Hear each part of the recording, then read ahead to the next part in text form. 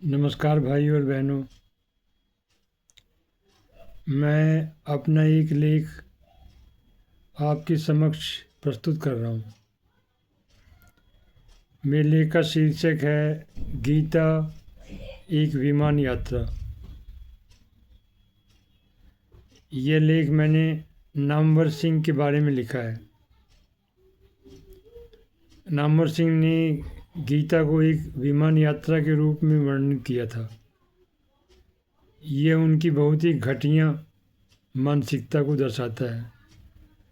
हिंदी के अधिकांश लेखक उन्हें एक महान आलोचक मानते हैं, पर गीता को एक विमान यात्रा के रूप में वर्णित करना बहुत ही मूर्खतापूर्ण कार्य है। तो इन्हीं सब बातों को ध्यान में रखकर मैंने ये लेख लिखा है। नामवर सिंह को हिंदी के कुछ लोग महान आलोचक मानते हैं, तो कुछ लोग उन्हें माफिया मानते थे। ऐसे लोगों में राजेंद्र यादव भी थे। वो एक महान आलोचक थे कि एक माफिया थे, ये बात मुझे पता नहीं है। मैंने उन्हें कई बार टीवी पर देखा था। मुझे ये भी पता है कि उन्होंने भारत और संपूर्ण विश्व के साहित्य को पढ़ा था। यह उनका एक विशेष गुण था। भारत में कोई भी लेखक इतनी पढ़ाई नहीं करता था। वैसे संपूर्ण भारत के और संपूर्ण विश्व साहित्य को पढ़ना और समझना बहुत ही मुश्किल कार्य है। बहुत कम लोग ऐसा कर पाते हैं। संपूर्ण भारत का साहित्य ही इतना विशाल और बहुमुखी है कि उसे समझना और पढ़ना आसान काम नहीं है। इसी तरह से संपूर्ण विश्व के साहित्य को समझना और पढ़ना बहुत ही मुश्किल कार्य है। पर नामवर सिंह ने ऐसा कार्य करने का प्रयास किया था। इस प्रयास में वो कितना सफल हुए यह मैं नहीं जानता हूँ। वह एक मार्क्सवादी आलोचक स्वयं को मानते थे। वह अपने इसी रूप में वह अपने इस रूप को बहुत अच्छा समझते थे। हिंदी के अधिकांश लेखक भी उन्हें इसी रूप में देखते थे। अब मार्क्सवादी व्यवस्था ढह गई है और सोवियत रूस का पतन हो गया है और वह विखंडित हो गया है, तो उन्हें बहुत बड़ा झटका लगा था। भारत के बहुत से मार्क्सवादियों को बहुत बड़ा झटका लगा था।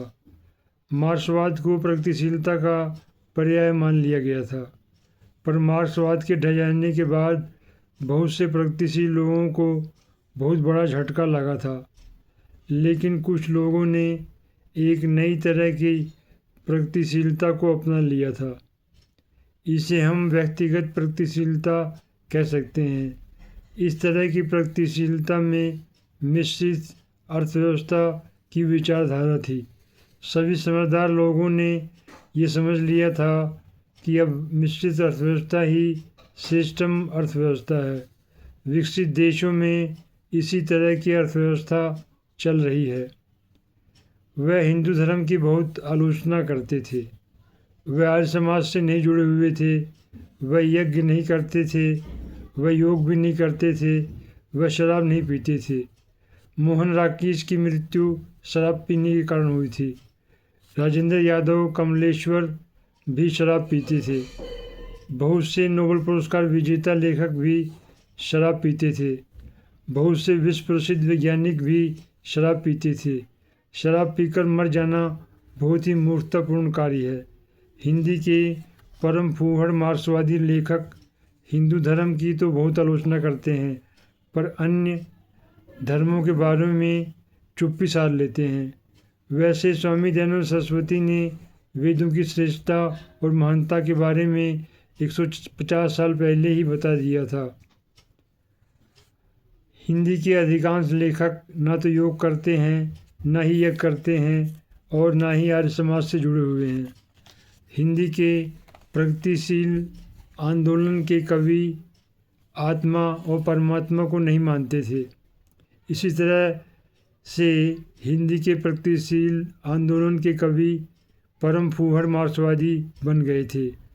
कमायनी एक पुनर्विचार एक फूहड़ मार्क्सवादी रचना है। नामवर सिंह एक परम फूहड़ मार्क्सवादी आलोचक थे। उन्होंने कभी भी अन्य धर्मों की आलोचना नहीं की थी, पर गीता पर उन्होंने टिप्पणी की थी कि गीता एक विमान यात्रा है। मुझे इस तरह का वक्तव्य बहुत ही हास्यास्पद लगता है। विश्व के सभी महानतम लेखकों और वैज्ञानिकों ने गीता और भारतीय ग्रंथों की बहुत प्रशंसा की थी, पर भारत के परम फूहड़ मार्क्सवादी लेखकों ने गीता और वेदों की बहुत आलोचना की थी। इसी तरह से परम फूहड़ मार्क्सवादी बहुत ही हास्यास्पद विचारधारा को मानते थे और अभी भी मानते हैं, और पहले भी बहुत से हास्यास्पद विचारधारा को मानते थे।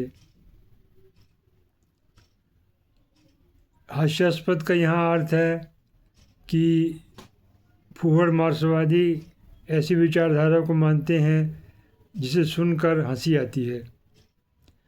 फूहड़ मार्क्सवाद ने परिवार नामक संस्था की बहुत आलोचना की थी।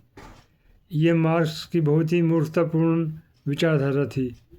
फूहड़ मार्क्सवादी बहुत ही विनाशकारी विचारधारा को मानते हैं और मानते थे, इसलिए फूहड़ मार्क्सवाद को नष्ट करना बहुत ज़रूरी है। तो इस तरह भाइयों और बहनों, मेरा ये लेख समाप्त होता है। मेरे लेख को सुनने के लिए आपका बहुत बहुत धन्यवाद। अगर आपको मेरा ये लेख पसंद आया हो, कृपया मेरे चैनल को सब्सक्राइब कर लें, लाइक भी कर दें, शेयर भी कर दें। वंदे मातरम, भारत माता की जय। नमस्कार।